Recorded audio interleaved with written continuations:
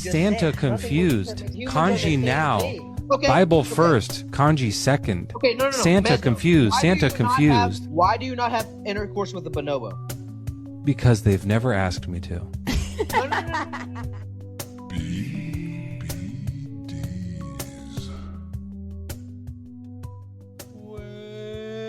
No. Welcome back to BBDs, Bad Bible Debates, the podcast where Joel and I do this podcast. Joel was just here. We were talking about metaphysics and reality and what it means to be a limited human with an unclear grasp on our own identities, completely unaware of what we're truly capable of. And it came up that he's not omnipotent.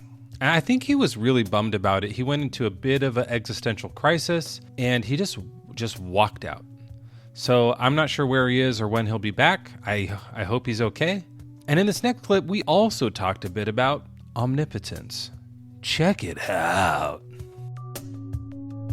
BBDs. Every time someone explains this to me, it just seems like it's like swimming in contradictions. This whole like God story, all this stuff doesn't make sense to me. It seems fake. It seems like fiction. What do you think? What specifically about God's description? The main description thing for me is all the omni stuff. The omni stuff seems like it contradicts each other. Maybe we could explore one of those omni words that we use to describe God. Sure. So like he's all good, right? Yeah. Omnibenevolent, sure. And all omnipotent, like he can do anything.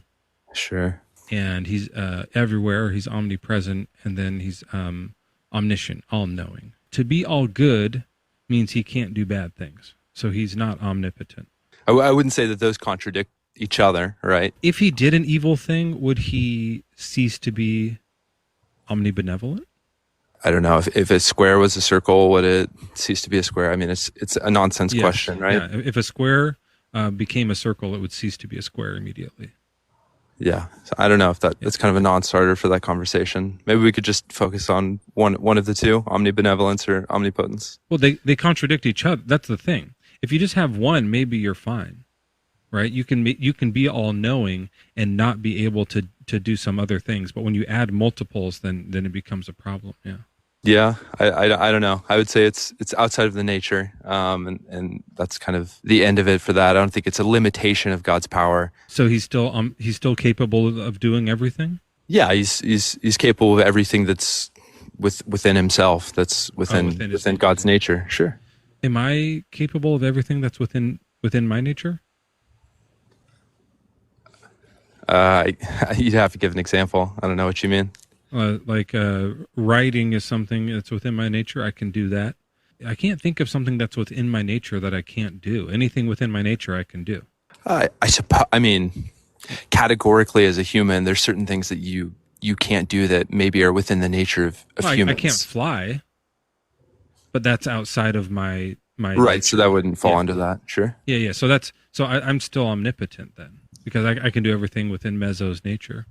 Categorically as a human, I don't think so. I think you're limited just by who you are to do certain things that would be within the nature of a human, in principle. Well, no, I'm a specific human though. It's outside of my nature to do a slam dunk because I'm Meso. I can't jump that high. No, I was just saying that I think there's a general human nature that we can talk about that's outside of your specific abilities as Meso, right? Are we talking about a general God nature, or are we being specific that it's this God? I don't know. Is that a sarcastic question? I think, yeah, we're talking about a general kind of divine nature that's applicable to a specific God. Oh, I don't think so. I think we're talking about the specific God, like from the Bible that we're talking about that you believe in, right? We're not talking about like what Zeus can do. If we're talking about what all gods can do, then there's like a bunch of stuff God doesn't do. Hades can do bad things. God doesn't. Right? Zeus can forget things and doesn't know everything. Your God does. So we're not doing gods. We're doing your specific God. We're talking about he's divine nature within the context of, the Christian belief of an omnipotent, omnipresent, omnibenevolent, this sort of God. So I don't know, getting off into the sort of Greek gods. Right. So why are we talking about other humans then? If we're talking about me, I'm still omnipotent. I'm able to do everything I'm able to do. Why are you bringing other people into this if I can't bring other gods into it? I suppose I should ask, what is your point of bringing up your specific abilities? Absolutely. So what I'm showing is that when you say God is able to do everything within his nature and you qualify it, you've deleted omni. It's not omni anymore. Omni means all. It doesn't mean all within their possibility. It literally just means all. So it isn't the right word for it anymore. You can say God is semi-potent. He's very, very potent. He can do most things if you want. Fine. That's cool. That solves the problem for you, solves the riddle for you. But if you say he can do everything, and then we find a list of things he can't do, then it's not the right word for it.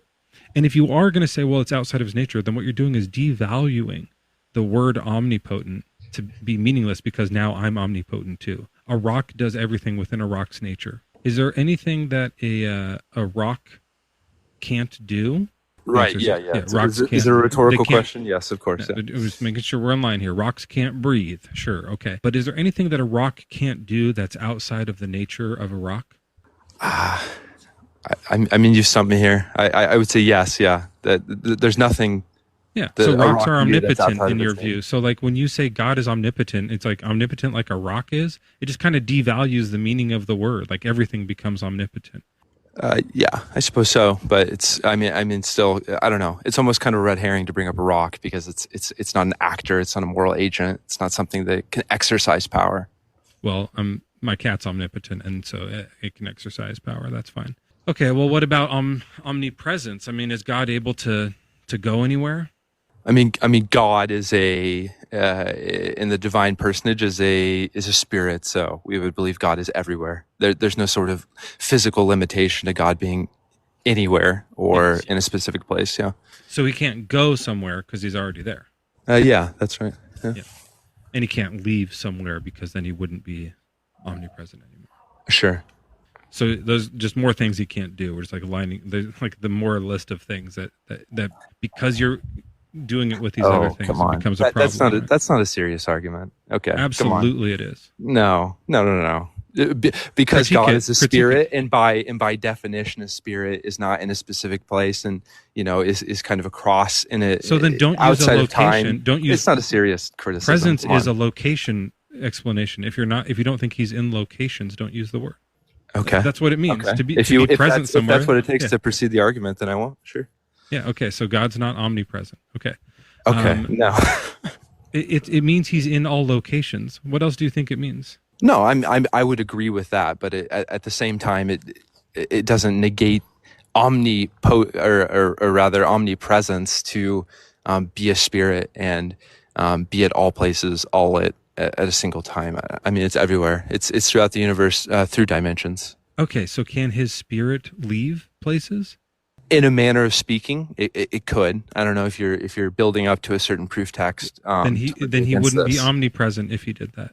No, I don't think that proves that at all. If there's a place God isn't, then he's not omnipresent. If you're building up to a certain sort of line that you want to quote from Scripture, I think certain the line things can be read in certain ways. If God isn't somewhere, then he isn't omnipresent. There's no Bible verse about it. When you use these words like omni, perfect, 100%, all, it feels like you're making God big, but you're adding these limitations to God.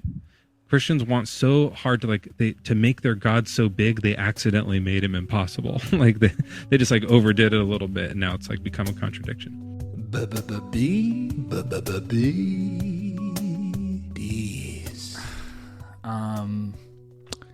Okay, sorry, we're back. Energy. We're back, and things are fine. Everything's fine. Earlier I had an existential crisis.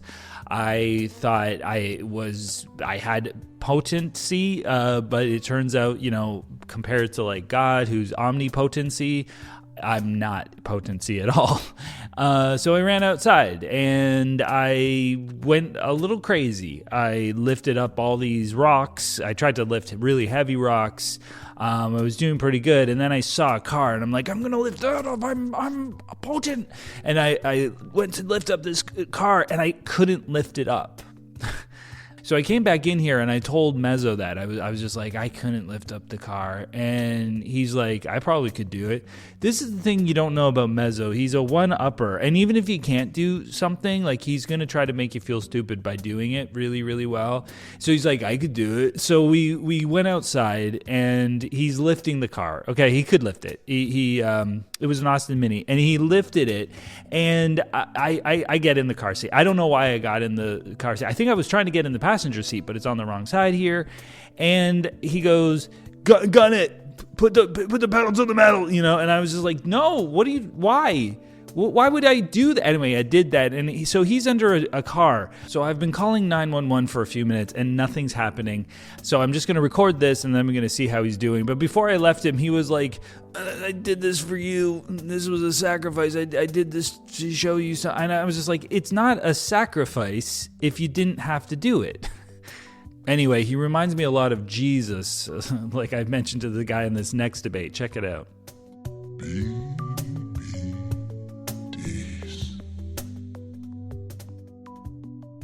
Another thing I wanted to comment on is you were saying that God had to sacrifice his son, something or another. What exactly were you saying? I'm saying that there's an arbitrary nature of Jesus' sacrifice, like it's unnecessary, it didn't have to happen. And so it's not so much as a beautiful thing as just kind of this silly, gross act of theater. Yeah, that's an interesting take on it. He's all powerful. He could do anything he wants. Yeah, like why did God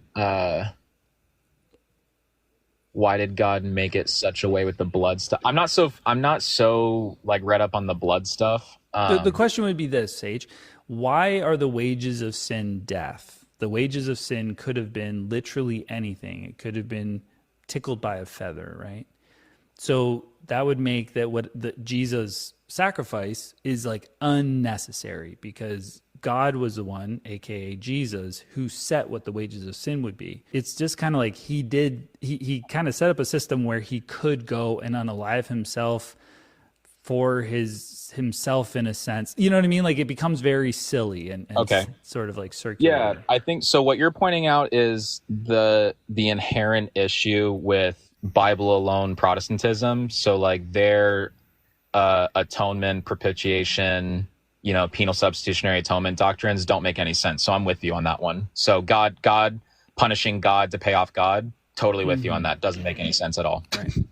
So what is it? What's really going on? Why is he really putting on the play? It's important to know that, and a common misconception, that evil is not so much a thing, like it doesn't have ontology. You can't point at evil. God didn't create evil. Evil is a privation of the good. Like when he created the world, it was good.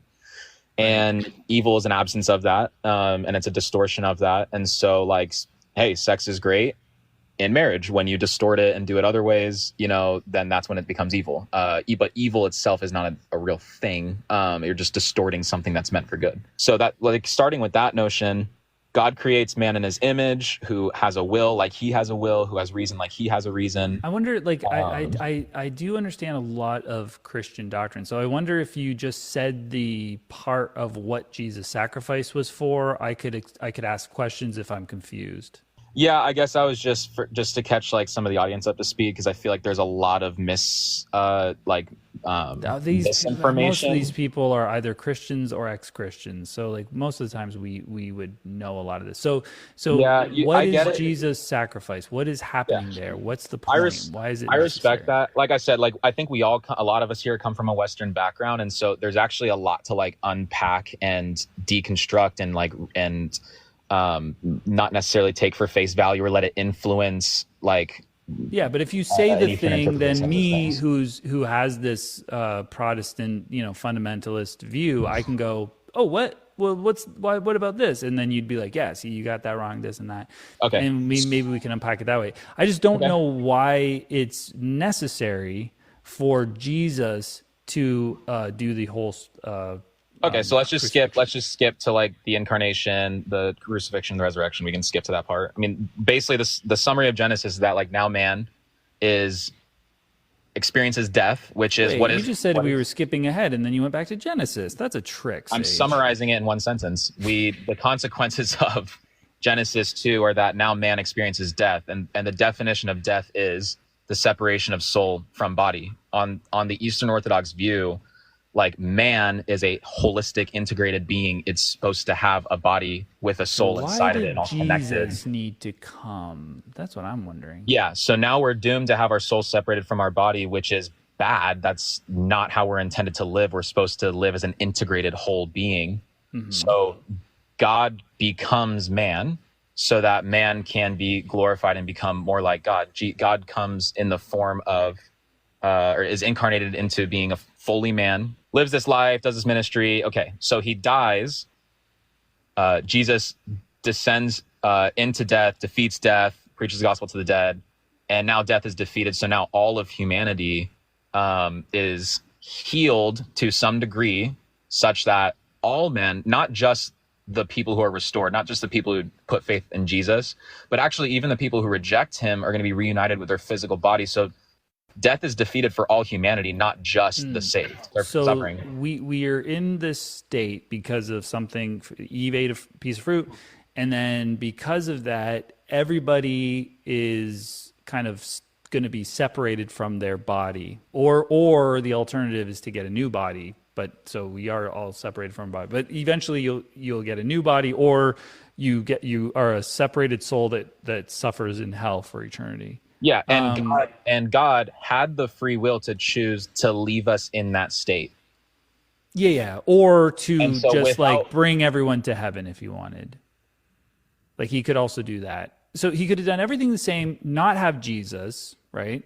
And not have hell. So basically everyone lives their life, they make their choice, they decide whether or not to believe that there's a God or whatever. And then at the end of their life, they go to a judgment. And at the judgment, God goes, listen, you didn't believe in me. That makes me really mad. I am going to send you to this other earth place where you can live a life without me, and you don't get to come here to heaven. And I didn't have to kill my son or anything like that. Like the killing of the son thing seems so pointless and arbitrary because he's just making up all the rules. So yeah, this is where we have to like unlearn some of the like Western doctrine. Like even the phrase "God killed his son" like isn't an accurate depiction of what happened. Yeah, but Sage, do you get what I'm saying? Like whatever Jesus did seems still, even though you described your view, unnecessary. He could have done anything he wanted to do. That step didn't need to happen, and we would still have free will. Like Jesus' sacrifice doesn't give us free will, does it?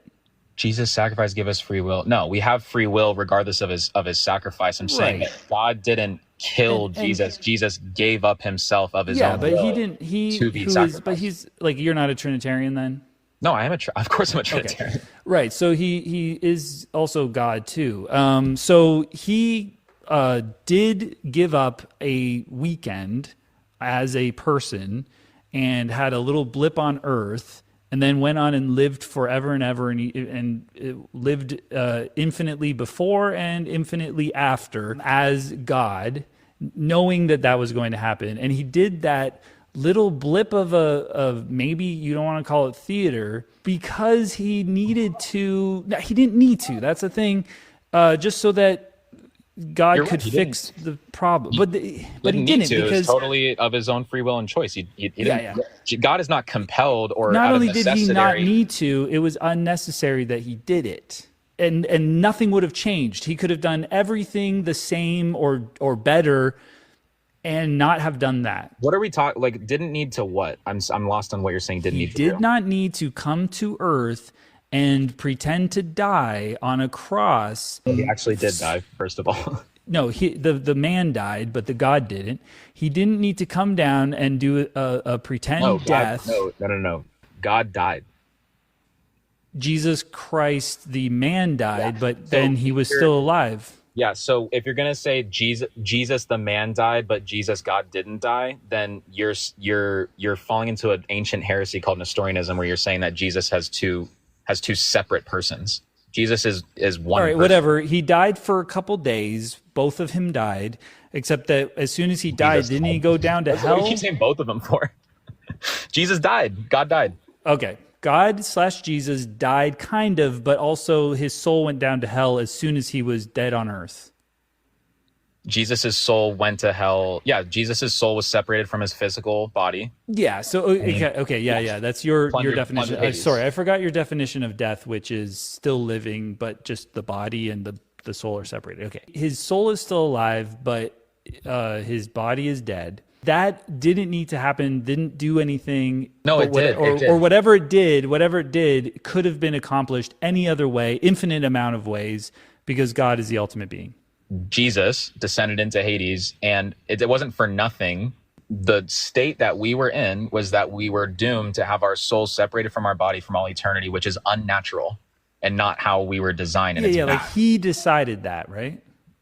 He doomed us. So he set all the parameters. And I get it, Sage. No, because Christ, no. Because then you're just missing.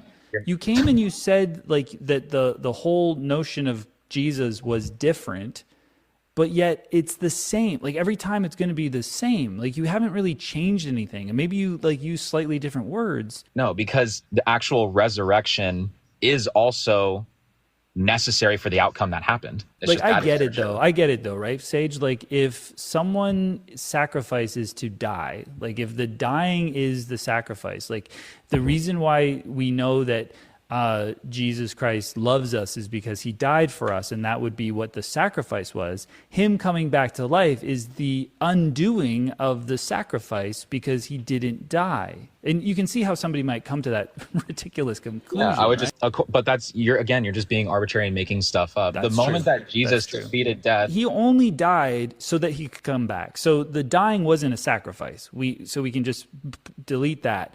So no, Jesus I wouldn't say that there's no... so that he could come back, and he had to die in order to do that.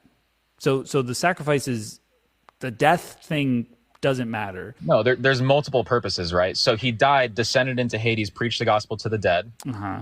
Okay, so there's more than one purpose. Him dying, he couldn't get to Hades any other way. Maybe this would be a good one. He can't get to Hades any other way. He has to go through an earthly death. Is that true? That would be a good one. No, I think God is omnipresent, so he's present. Yeah. In Psalms, it says that he goes down to you're in the depths or whatever. It kind of makes it seem like he's in heaven and hell and stuff like that all at the same time. So, right. So that doesn't work. So he doesn't need to do that for that. He could have gone down there anyway.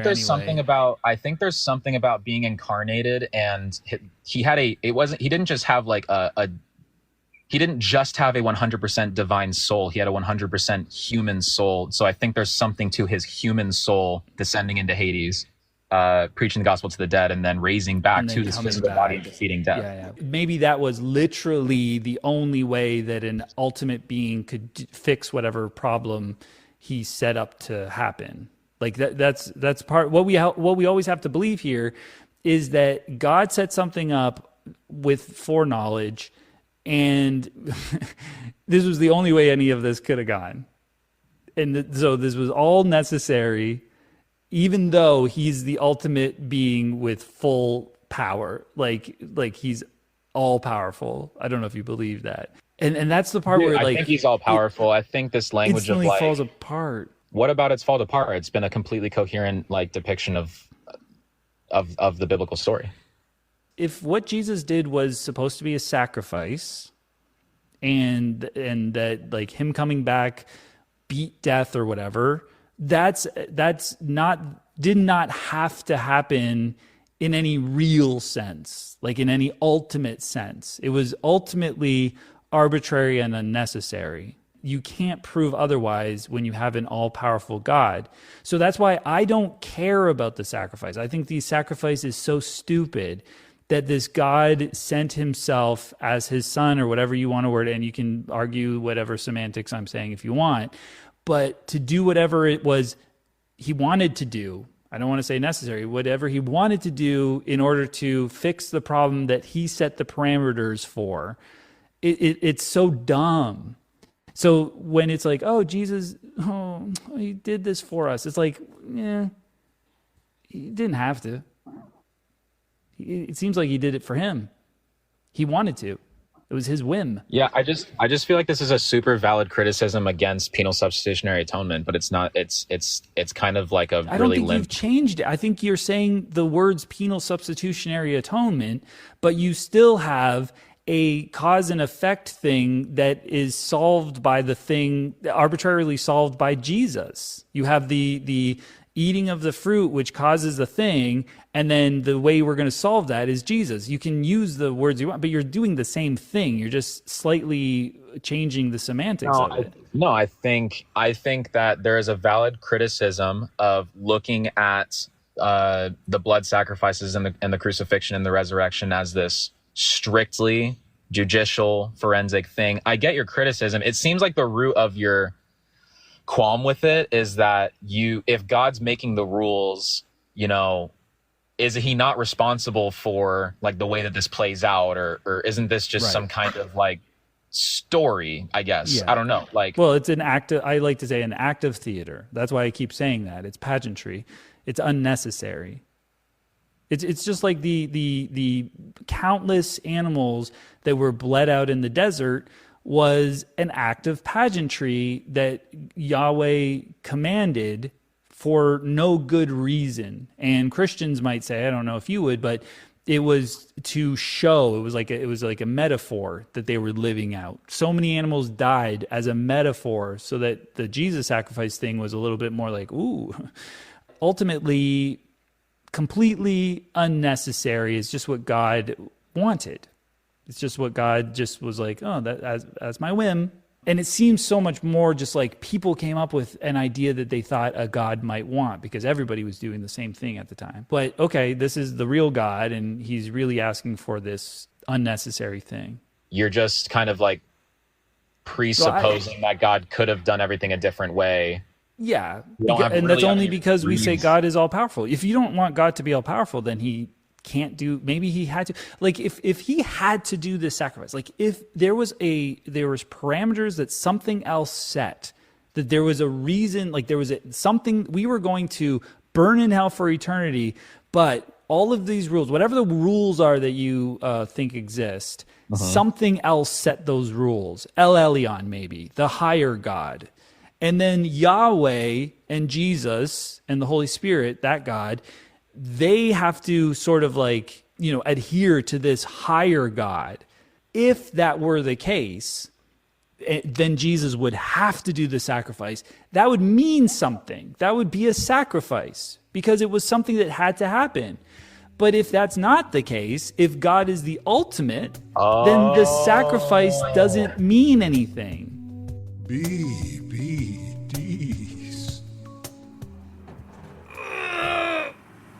Oh, this is bad. Oh, this is bad. Okay. Alright, mate. Beautiful day, innit? I'm trapped under a car. And it does not look good. That's a bit of fry chuck. Oh, it hurts. It hurts. It hurts. And I'm not telling porkies neither. I don't know how good the audio is going to be here, but I needed to record this as my my last dying will and testament.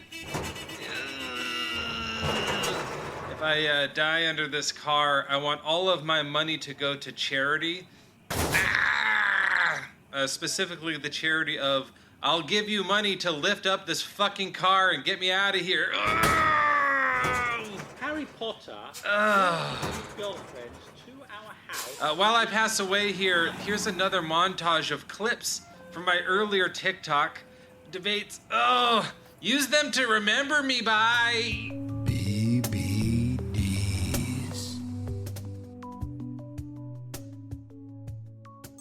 Cool. So then there's kangaroos in Turkey. How do they get to Australia? We had to wait for all the land to dry up first. That's why he sent the bird out to make sure all the lands were dry. So it said all of the water was dry. So if all of the water was dry, then you have to take in logically that all of the water was dry. So how can an animal not walk across land to land? Oh, so when they drained the water after the flood, they drained the oceans completely? And the whole earth was just only rock? All it says is that all the water was dried. Wouldn't all the fish have died? No, because it just said just let the land creatures out. So that means there had to have been water still if there was land creatures. I like this idea that the water drained down enough that they took a land bridge. But there's a little bit of a problem, too, because that big kangaroo migration First of all, weird that they only went there. They didn't go anywhere else, and never, ever, like throughout history, where all the digs and bones and things that we find fossilized, have we found kangaroo bones anywhere except for in Australia. It seems very likely that some earlier animal went there and evolved into a kangaroo, which is why we don't see them anywhere else. If you could communicate with a bonobo in a way that they could like understand sentences and talk back and forth, then could you like tell them how to repent and stuff, and then they could? Yeah, sure, but I can't. They use this button communication thing back and forth. You know how they can like point at pictures and it says like, like Kanzi want water. That's all it started with at first, is real basic stuff. And now it's like, he knows like between 200 or 300 like different words, right? And you can have conversations back and forth and he chains them together and makes sentences. If you taught him a few new buttons to point at that said, Jesus love you, Jesus died because Kanzi bad, Kanzi bad, Kanzi bad, Jesus good, Jesus forgive Kanzi. And then he could say, Kanzi want Jesus in life. Kanzi want heaven. Kanzi believe. Kanzi believe. Then do you think Kanzi would go to heaven? There's distinction between other animals and humans going to heaven. That's very clear. The question is, can bonobos go to heaven? Like, and they cannot. It's like we've already read in the Bible. There's not a single instinct. There's not a single instance in which the bonobos. Kanzi wasn't alive yet when the Bible was written. Kanzi's very smart. So how do you know this? Because you can watch videos of him. I can watch videos of Kanzi. Yes, playing Minecraft, having conversations. Yes. Oh, the Bible existed 2,000 years ago. Are you joking? Like, is this? Is this a joke? Am I supposed to laugh right now? Kanzi existed before the Bible. Okay, yeah, play the piano. Man, that makes sense. You have no answer. I completely get it. Yeah, I don't know what you're saying, dude. You just said that Kanzi did not exist before, or Kanzi did not exist before the Bible. Yeah, that's the question. How do we know that Kanzi exists now? He does not exist before Bible. He exists after Bible. That's why I'm so confused with what you just Santa said. Confused.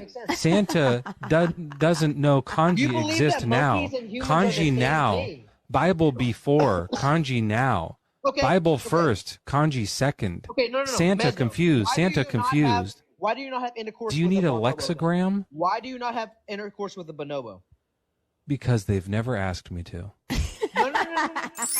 What are you talking about? But that's the thing. Like, okay, so everything does what it's supposed to do. And humans, we're like the only ones who are like out of line. Everything does what it's supposed to do? Yeah, like I'm outside right now. I look at the trees. The trees Was Jeffrey Dahmer supposed to eat other humans? That's the thing. Humans, we are the only ones that are out of line. Okay, so not everything does what it's supposed to do.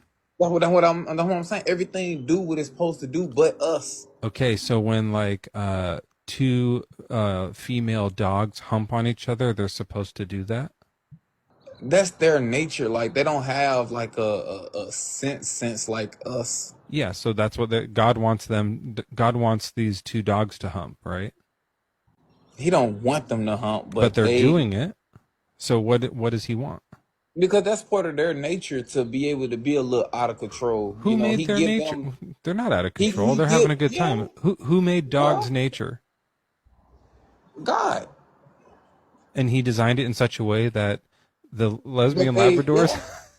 Yeah. I swear, like I think about this a lot. I know it doesn't seem like I should, but when I was a kid, we had a truck. We had a pickup truck, and we had a yellow lab, and we had a golden retriever. And it was like an old truck, like an old Ford, and we would drive, and it's like bumpy like this, as you're driving down the street. And then we'd stop at a light, and it would keep doing this. And we'd be like, why is it still going? And you look back, and they were just going to town on each other back there. Like just up, going to town. Nothing happening, nothing connecting, just thrusting away. So you're saying that since they're not humans, that my lesbian childhood dogs are falling in with what God wants, right? Yeah, because that's why he said, let's make man in our own image, like a image of understanding. And then he gave us dominion over the animals, the things that are kind of like, I don't want to say discombobulated. No, the yellow lab had dominion over the golden retriever is how it worked. She was the top.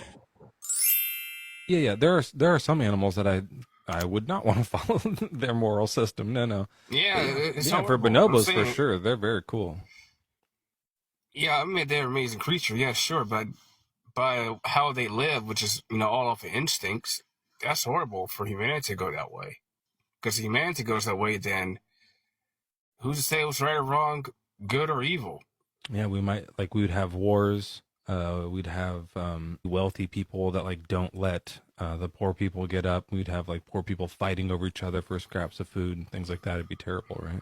If we just get our morals off of instincts, it would be like kind of like how it is right now. All right. You're asking questions that are outside, that have nothing to do with you getting to know God. Get to know God first. Now I'm going to respond to that. So that's good, and I'm going to respond to that. I'm going to give you an example. In my response to that, hold on, I'm not done yet. Is it good to interrupt people? I don't like the way you're talking to me, and I don't like the way you're looking at me. Then go away. I'm trying to read the Bible and talk to you, but just go. No wonder you're a non-believer. No wonder.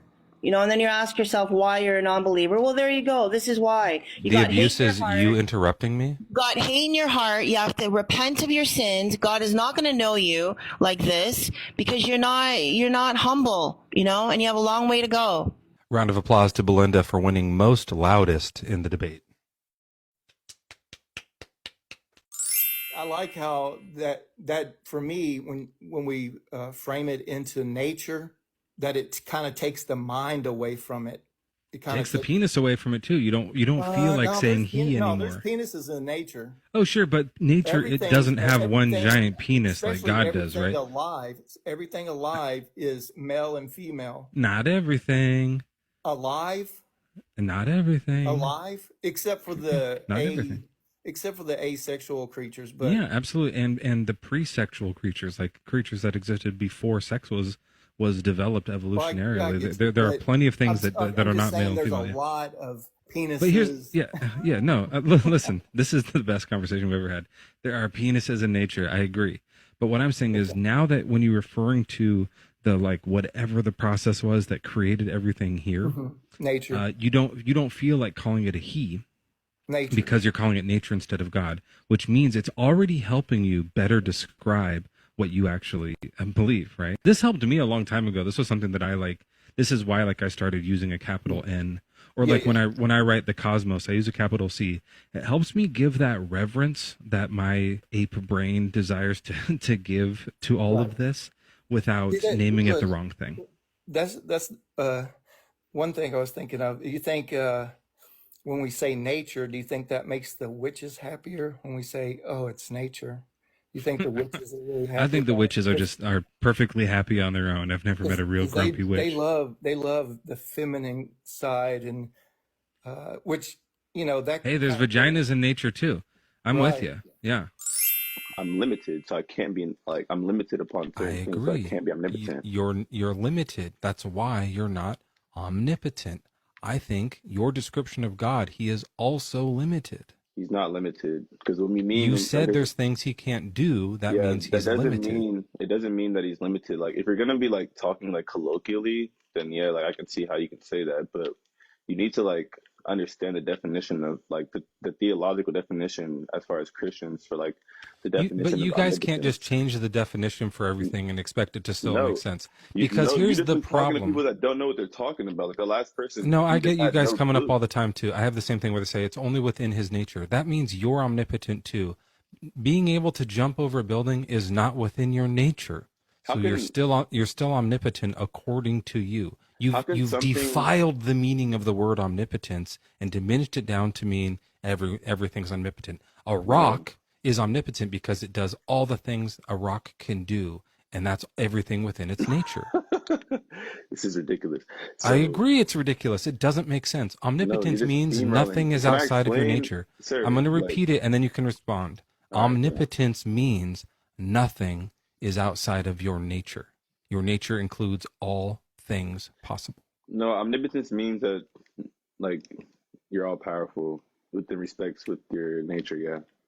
Nope, not with respect to your nature. It just means all powerful. No, you're adding a qualifier. Right, once you qualify omnipotence, it's not omnipotence, it's semipotence. This is This is the theological definition of omnipotence for Christians. Like, this is the definition. You guys get your own definition?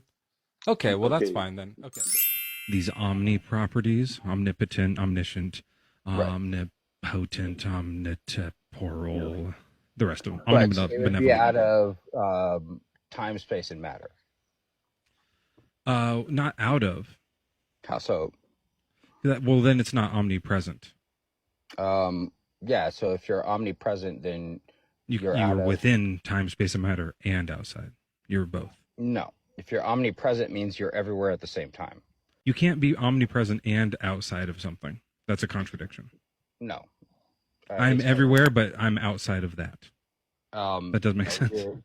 Okay, so if you created something, are you not everywhere within that thing that you created?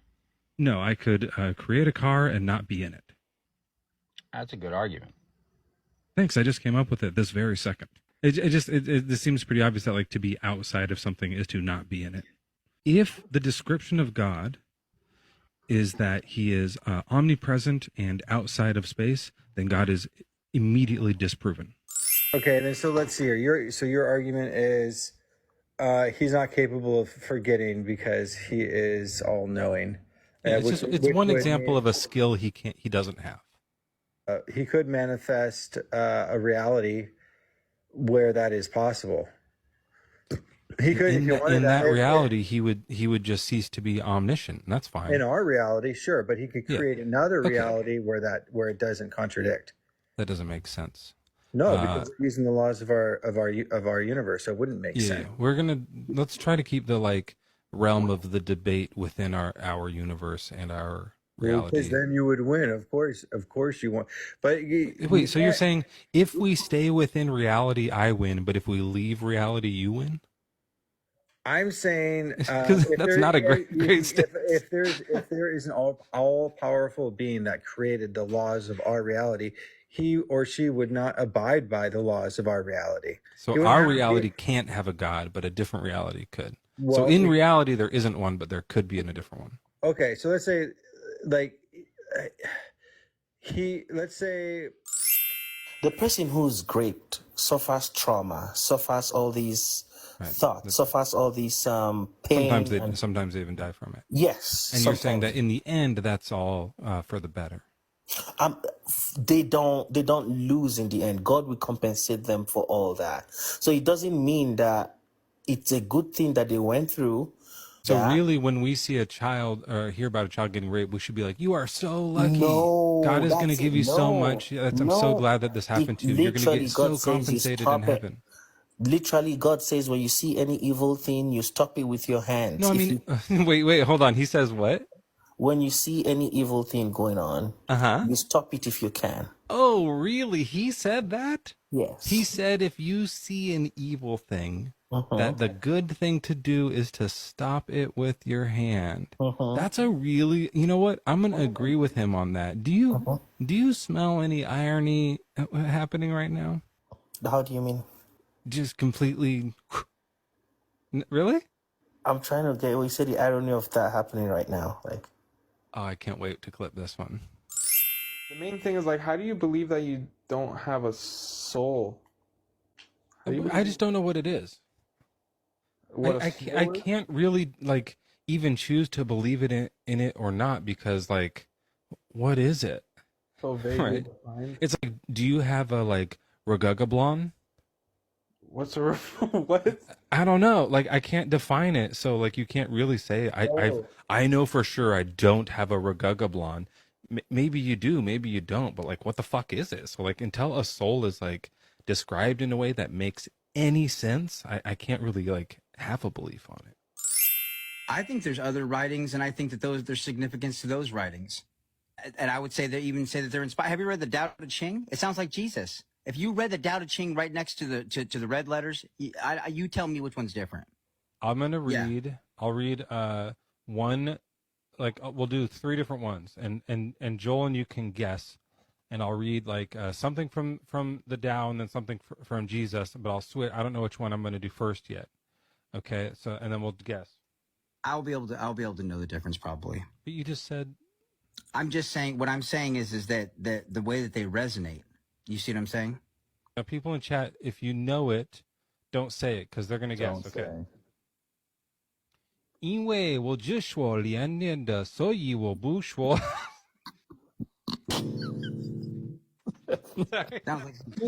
Jesus. That is actually, just for people who think that was racist, I did study Mandarin for 2 years, and that was actual Chinese language. Just so you know.